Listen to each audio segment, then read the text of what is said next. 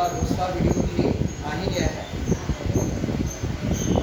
अब यहाँ से वीडियो बनेगा वो मतलब कि एक भी वीडियो आपको खड़ी कहानी जो भी आपको कहानी है या कविता है या निबंध है, ललित निबंध है, जो भी है सारा आपको मतलब कि यहाँ पे पढ़ाया जाएगा, है ना। एक दूसरे वीडियो पूरा का कंटिन्यूअस बनेगा और कंटिन्यूअस आपको मिलेगा। आप जितना जल्दी सुन करके इसको, और इसका लाइव क्लास भी होने वाला है जस्ट उस दिन देखो मतलब कि आपको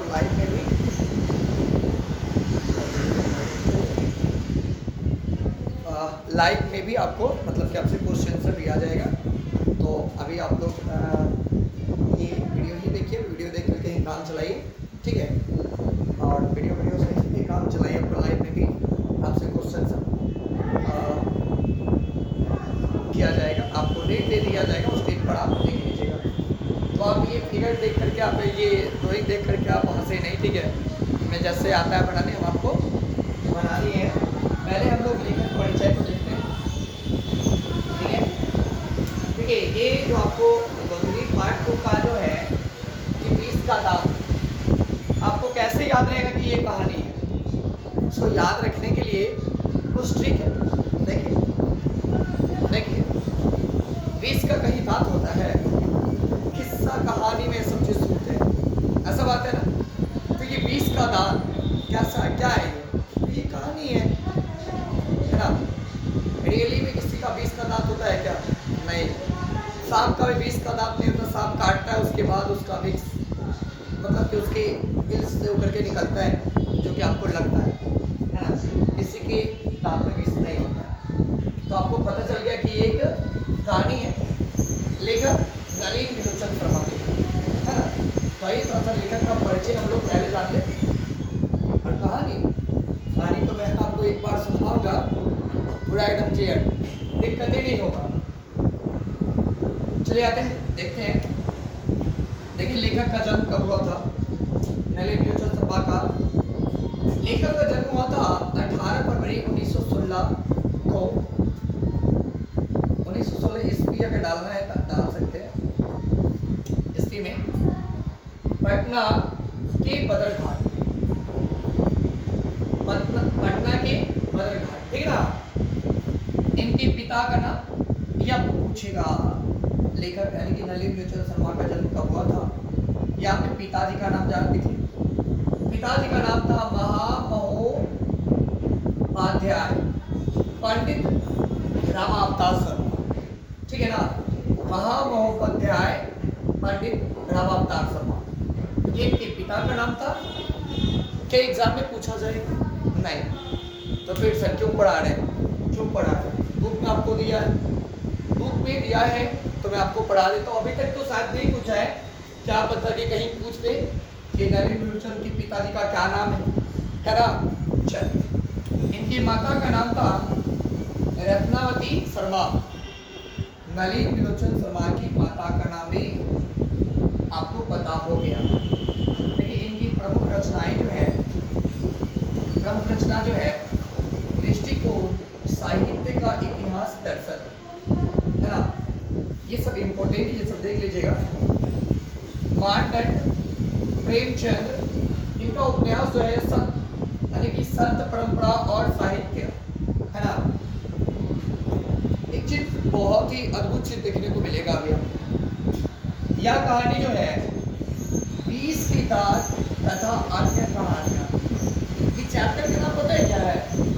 20 किताब तो ही है, लेकिन ये जो है आपको इस पूरी कहानी का नाम है, इस कहानी का पूरा नाम है 20 किताब तथा अन्य कहानियां, है ना। अगर आएगा कि गोदरी चैप्टर 2 का मतलब कि नाम क्या है, तो 20 किताब तथा अन्य कहानियां, इसमें आप लोग टिक लगाइए ऑप्शन में, है ना। ये नाम ग्रंथ है। तो ये आपको लेखक परिचय था।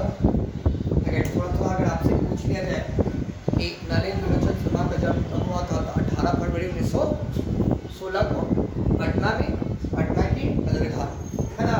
पटना में यानी कि बदरघाट। इनके पिताजी का नाम ये कुछ रचनाएं हैं, ये देख लीजिएगा आपको। अब आते हैं हम लोग कहानी पे। तो कहानी में आपको यहाँ पे दो फैमिली आपको दिखाई दे रहे होंगे। दो पार्टों में मैंने बांट भी दिया है। ठीक है आपको, और एक ये है, एक छोटा सा फैमिली और एक बहुत बड़ा फैमिली। ठीक है, बहुत बड़ा फैमिली है पर ये रईस कहने के मतलब आई चीज थी। कौन कौन सा है? ये मोटे साहब को देख रहे हैं, ये सेन साहब, जरा चीन लीजिए इनको। ये सेन साहब और ये ड्राइवर है। तो ड्राइवर होगा तो स्वाभाविक सी बात है कि इनकी गाड़ी भी होगी। ये सेन साहब की गाड़ी, थोड़ा सा पहचान कर लीजिए, फिर इसके बारे में मैं आपको बताता हूँ। ये खोका है और ये सेन साहिबान, सेन साहब की पत्नी। और ये है आपको गिरधरलाल, ये मदन और ये मदन की माँ। जरा सुनिएगा, यहाँ से कहानी का स्टार्ट, अब यहाँ से कहानी आपका स्टार्ट होगा। परिचय तो हम जान लिए हैं। ये कहानी पूरा की पूरा ये और ये दो बालक पे टिका हुआ है। बहुत ही मजा आने वाला है कहानी में, है ना। देखिए सेन साहब है, ये खोखा और ये मदन है। ये दो लड़के पर पूरी कहानी बना हुआ है। ठीक है, सेन साहब जो है ये बहुत ही रईस परिवार से हैं। और सेन साहब के यहाँ ये गिरधरलाल जो है ये किरानी का काम करता है। किरानी मतलब वो कोई चीज़ आया तो लिखने रखने का काम करता है। ये सब काम चलता रहता है। सेन साहब की 5 लड़कियां हैं। आपसे अगर पूछा जाएगा कि सेन साहब की पूरी फैमिली कितने हैं, तो बोलेंगे 6। 5 लड़कियां, 1 2 3 4 5 लड़कियां, है ना, और 1 लड़का और 1 ये। तो आप पूरा मतलब कि ये 1 2 3 4 5 पूरे फैमिली कितने क्या बोल सकते हैं? 1 2 3 4 5 6 7 8 है, 5 और 3 8 भाई। अगर आप मदन तो अगर गिरधर के देखेंगे तो यहाँ पे 3 है। ठीक है ना। ये जो आपको ये सेन साहब की कितनी लड़कियां हैं? तो सेन साहब की 5 लड़कियां हैं। सीमा, रजनी, आलो, सिफाली, आरती। ये 5 लड़कियां जो है यह क्या है? कठपुतलियां हैं। कठपुतलियां का मतलब जानते हैं ना, जहां रख दो वही, जैसा कह दो वही। तो ये 5 लड़कियां जो है ये सेन साहब की कठपुतलियां हैं। इनके अपने 5 लड़कियां पे बहुत गर्व है। पता है क्यों? क्योंकि ये 5 लड़कियां जो हैं टोटल नियम कायदे कानून में रहते हैं। इनको हंसने से मना है, इनको हंसना नहीं है। सेन साहब एक बार कहेंगे 5 को इधर आओ, फटाक से दौड़ते हुए कोना में कहीं पे खड़ा हो जाएंगे उनके सामने। जो कहना चाहेंगे आराम से सुन करके और वो काम में पूरा लग जाते हैं। वही इनके बेटा जो कासू जो है ये बेचारे ऐसा ना समय में जन्म लिया है कि बेचारे पता है क्या है? नाउम्मीद है, नाउम्मीद बुढ़ापे की आंखों का तारा। कहने का ये मतलब है कि 5 लड़कियों के बाद ये लड़का का जन्म हुआ था है। इसलिए तो ये सारे आपके अपने पूरे घर के सारे नियम और कानून की अपराध है, अपवाद है, अपवाद है। पता है कि इस पे भी हाथ छोड़ देती, 5 अपनी बहन पे भी हाथ, 5 पर ही 5 पर हाथ छोड़ देती है। इनके लिए सेन साहब की ओर से कोई नियम कानून नहीं लागू है। इनकी मर्जी ये कुछ भी कर सकते हैं। ठीक है। और वहीं ये मदन जो है, तो मदन तो एक गरीब परिवार के बेटा है, एक बालक है। देखिए बच्चे जो होते हैं वो नटखट और चंचल होते हैं, उसे ये पता नहीं रहता है कि कौन धनिक और कौन गरीब है। समझ में आ रहा है ना? चलिए, तो एक दिन की बात है। हाँ, सेन साहब का जो ये घड़ी जो है कार, इन पे बहुत ज्यादा आसान बाल है। क्यों पता है? ये घड़ी जो है, ये घड़ी का रंग है काला है दाम 7,500 यानी कि 7500 का घड़ी है ये, जो कि इतना साफ और सुथरा पूरा क्लीन रहता है। चाहो तो इसमें जाके मुंह झाँक करके आराम से देख सकते हो, बहुत एकदम पूरा चमचमाती हुई कार हो। हाँ, एक दिन की बात है, अच्छे वाली बात है, अब ये घूमता घूमता घूमता सेन साहब के कार के नज़दीक पहुंच गया। और भाई हम लोग भी देखते हैं, हम लोग गाँव देहात में कुछ अगर आता है, कोई नया चीज़ आता है तो उसको छूने देखने का थोड़ा हाथ में रख करके मन करता है टेस्ट करने का, है ना। तो ये बच्चा तो है, ये बच्चा देखते हुए चला गया, गाड़ी के पास थोड़ा सा टच कर दिया, तब इनके ड्राइवर साहब जो है ये जा करके और मदन को कस के धक्का दे दिया। कुछ दूर जा करके बेचारे गिर गए, उनके घुटना छिल गया, जिससे ब्लड आने लगा। अब ये क्या, मदन बच्चे हैं, ये नटखट थे, ये आओ देखा ना ताओ, बस जा करके भिड़ गया उसे से, उसके कलर पकड़ने का कोशिश कर रहा था, छड़प छड़प के कलर पकड़ने का कोशिश कर रहा था, कुछ हल्ला गुल्ला होने लगा। अब क्या है, सेन साहब घर से, सेन साहब और साहिबा, ये सेन साहब और साहिबा दोनों निकले घर से बाहर, तो देख रहे हैं कि ड्राइवर के साथ, उनके ड्राइवर के साथ ये छोटे से बच्चे झड़प रहे हैं उनके कलर पकड़ने के लिए। तो सेन साहब इसे डांटा भी, बोलने लगा कि कौन है लड़का, भगाओ इसको, है ना। इतने में मदन की माँ आ जाती है और उनको पता भी चल जाता है ये गिरधर का बेटा है। उतने में मदन की माँ आ जाती है और उसको पकड़ लेती है। मदन की माँ जब आती है तो सेन साहब कहते हैं मदन की माँ से, मदन की माँ मदन को ले जाओ, मदन की माँ मदन को ले जाओ, देखो फिर ऐसी हरकत आगे ना करे, यानी कि आगे चल कर के ये ऐसी हरकत ना करे, इसलिए इसे ले जाओ।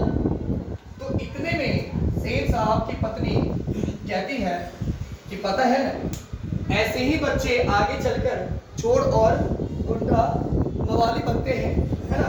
ये किसने कहा, सेन साहब की पत्नी ने कहा। सेन साहब की पत्नी मदन को क्या कहा कि ऐसे ही लड़का आगे चलकर गुंडे और चोर बनते हैं, है ना। तो अब क्या था भाई, अब क्या था कि बेचारा घर पे गया और मदन के पापा को मालूम चला।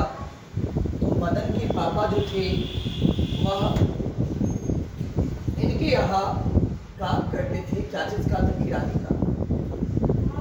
अब वो घर पे पहुंचे तो पता चला कि वो तो इनका बेटा मेरे ही मालिक से, माने कि उनके मालिक से झड़प पड़े, माने कि लड़ पड़े उनके मालिक के ड्राइवर से। अब क्या था, रात वाली बात था, इन्होंने बड़े डंडा निकाल करके और अपने बेटे को मारना स्टार्ट कर दिया। अब डंडे से मारेंगे आपको भी चोट लगता है, और बच्चे नटखट हैं, उनको चोट लगता, उसको चोट बहुत लगता था, दर्द होता था। अब दर्द होता था तो चिल्लाता था, बहुत रात को जब मारता था तो चिल्लाता था, रात की आवाज़ ऐसी दूर दूर तक जाती है। तो ये दोनों रहते हैं, ये दोनों उठ करके ये कहती हैं रात में कि कमबख्त कौवा की तरह, ये सेन साहब उनकी सेन साहिबा कहती है कि कमबख्त कौवा की तरह चिल्ला रहा है भिखारी कहीं का। देखिए बड़ी आदमी जो होती है ना, छोटे आदमी के तुरंत मतलब कि वो किसी न किसी तरह हंस देते हैं, है ना। तो वो क्या बोले कि कमबख्त कौवे की तरह चिल्ला रहा है भिखारी कहीं का, है ना। अब क्या था, मार लग गया, बेचारा फिर से सो गया और कल उठ करके और अपनी ही बगल की गली में ये बेचारे लट्टू नचा रहे थे। क्या नचा रहे थे, लट्टू, और इनके साथ साथ बहुत सारे दोस्त थे, है ना। अब वहीं पे घूमता घूमता इसका तो काल मंडरा रहा था भाई। अब यहाँ से मेन कहानी स्टार्ट होता है, देखिए ना। अब ये बेचारे घूमते घूमते, और बड़े बाप के बिगड़े औलाद हैं ये, बहुत बिगड़े हैं। अब कोई नियम कानून इसमें है ही नहीं, ये तो बिगड़े हुए लड़का ही होंगे। तो बड़े बाप के ये बेटे अब यहाँ पे पहुंच जाते हैं, और पहुंचने के बाद मदन से कहता है कि मुझे भी दो लट्टू नचाने का, न लट्टू नचाने के लिए। तो मदन कहता है इसको कि तुम अपना लट्टू लाया, तुम्हारे पास लट्टू है क्या, जब आ गया से मैं तुम्हें लट्टू नहीं देने वाला। अब क्या था, ये तो नियम कानून कुछ जानता था नहीं। अब मदन से भिड़ गया, मदन से भिड़ गया। तो मदन तो भाई तेज तरह लड़का था, मार करके दो चार फैट एकदम पूरा घुसेट उसेट के बढ़िया से मुंह फोड़ फाड़ दिया, और दो दांत वो तोड़ दिया। वही दांत 20 का दांत, दो टूट गया 20 का दांत। अब क्या था भाई, अब तो मार करके इसको दांते तोड़ दिया। ये लड़का को मार करके बढ़िया से दांत तोड़ ताड़ दिया, समझे। अब इसमें लड़ाई झगड़ा बहुत बढ़िया से हुआ। अब उसमें क्या था, इसके दोस्त लोग मतलब कि अगल बगल से खूब देख रहे थे। अब देखिए बच्चे में हुलसा होता है, मारपीट जब होता है ना, तो सभी आदमी गोल बना करके देखता है। और हम लोग तो अगर देखते हैं कि कोई अगर बड़े बाप का बेटा पिटा रहा है तो उसको अलग साइड कर देते हैं। डर लगता है कि कहीं उसके पिताजी आकर के हमें कुछ बोल न दे, बड़े बाप का है ना। तो मतलब कि यहाँ पे बहुत बढ़िया से पिटाई हो गया। देखिए इससे पहले, हाँ बढ़िया से पिटाई हो गया इसका। एक मिनट, इससे पहले क्या हुआ था कि सेन साहब के यहाँ कुछ दोस्त लोग इसके आए थे, इनके दोस्त लोग आए थे। अब दोस्तों लोग में अपनी बातचीत चल रहे थे कि आपका बेटा क्या बनेगा, और मेरा बेटा क्या बनेगा, उसका बेटा क्या बनेगा। उतना ही में झट से ये बोल उठते हैं सेन साहब कि मेरा बेटा तो इंजीनियर बनेगा, है ना। देखिए धोखा जो था जीवन के सभी नियम में अपवाद था। और मदन के पिताजी, ये सॉरी मदन के पिता बोलते, कासू के पिताजी ये सेन साहब बोलते हैं कि मेरा बेटा बिजनेसमैन इंजीनियर बनेगा, है ना। इसको यही कामों को देख करके बगल के बढ़ई मिस्त्री को बुला करके और ठोक ठकार रोजाना करवाते, तो 1-2 घंटे के लिए सिखाते हैं, जो कि आगे चल करके ये इंजीनियर बनेंगे। उसी में से किसी पत्रकार के बेटा कहते हैं कि मेरे बेटा ये बनेंगे, मेरा बेटा वो बनेंगे। सब अपने अपने सपना को देख रहे थे। इतने में बाहर में ठक ठक की आवाज आती है, समझे। तो अब सेन साहब बेचारे निकल करके देखते हैं बाहर में क्या हो रहा है। तो बाहर में क्या था भाई, ये लड़का कासू, जिसको खोखा बोलते हैं, बढ़िया से गाड़ी के हेडलाइट दिखाई नहीं दे रहा, मिलके नहीं गया, ये हेडलाइट के बढ़िया से थूर थार के चकड़ा छूट करके एकदम पूरा फोड़ पार के खेल रहा है। तो हंसते हुए ये गोद में उठा लिए। तब तक इनके दोस्त लोग भी निकल ही चुके थे, बाहर आ गया। और देखे ये हंसते हुए इनको गोद में उठा करके और आगे की ओर बढ़ रहे हैं।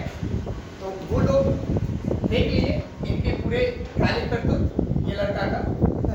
तो दोस्त लोग को कुछ बोलने से पहले ही सेठ साहब बोल रहे हैं कि देखते हैं दोस्त, मेरा बेटा अभी से इंजीनियर बनने का सपना देख रहा है, ये फोड़ करके इसको देखना चाहता है कि इसके अंदर क्या है। तो बताइए, गिरधर लाल का बेटा छोटा सा मदन थोड़ा गरीब टच ही किया था, अब ये क्या किया, ये कपड़ा तो ये तो पूरा तो फोड़ ही दिया, छुपड़ा छुपड़ा उड़ा दिया। फिर भी इनके पिताजी कहते हैं कि ये सपना देखकर इंजीनियर बनने है। देखिए अपने बेटे को अब इस तरह का बेटा का लाड़ प्यार मिलेगा गांव समाज में, बताइए उसका बेटा कैसा बनेगा। तो ये काहेला कि काहे को नियम कानून माने, है ना। सारे नियम कानून में बर्बादी का।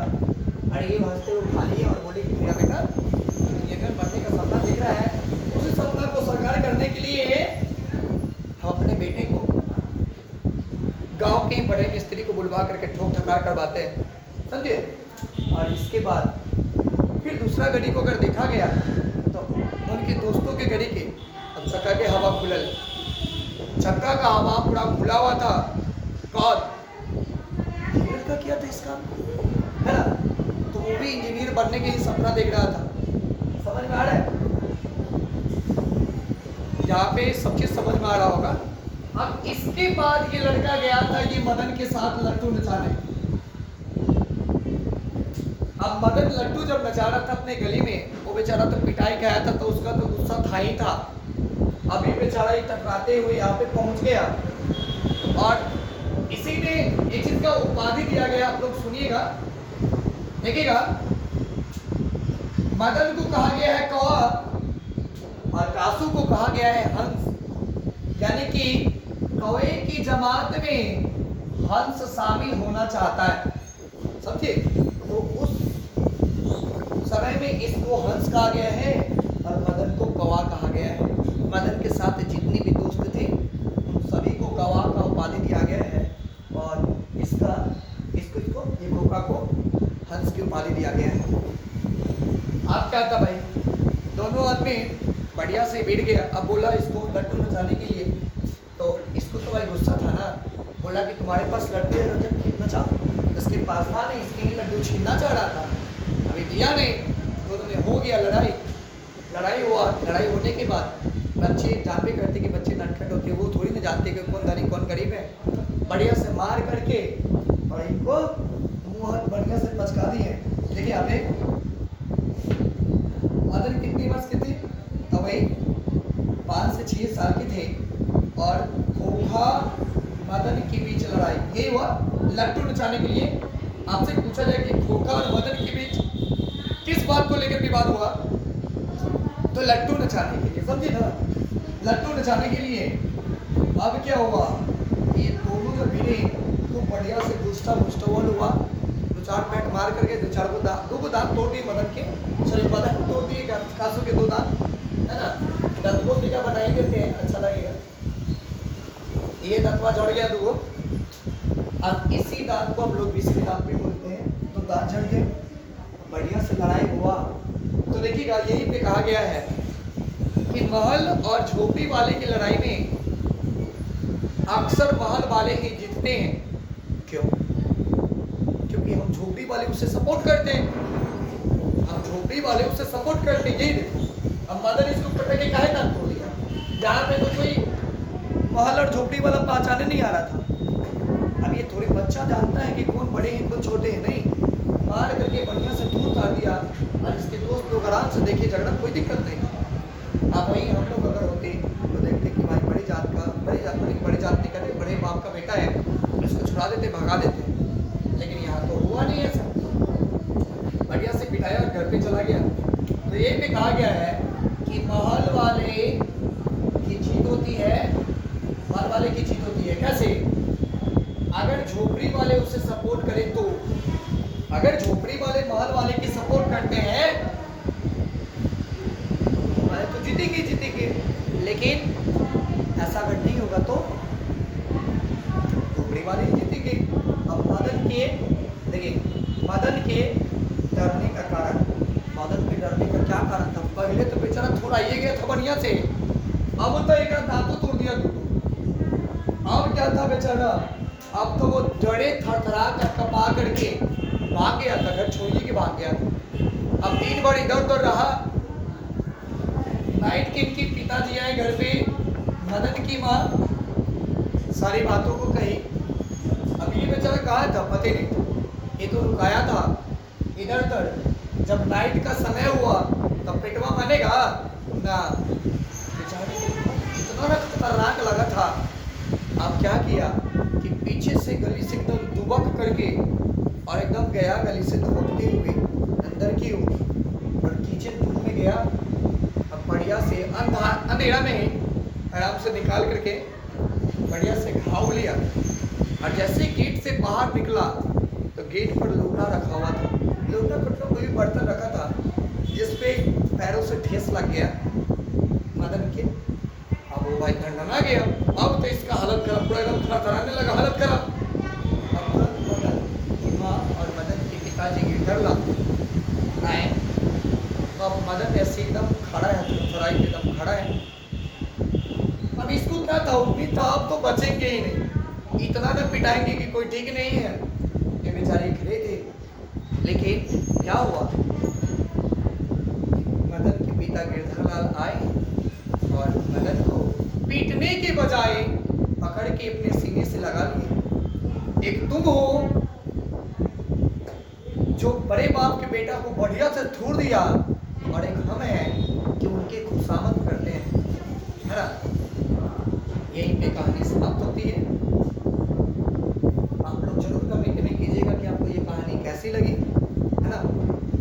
और कहानी अच्छी लगी तो आप चैनल को सब्सक्राइब एंड लाइक कीजिएगा, ठीक है। फिर मिलते हैं हम लोग नेक्स्ट वीडियो में, तब तक के लिए बाय।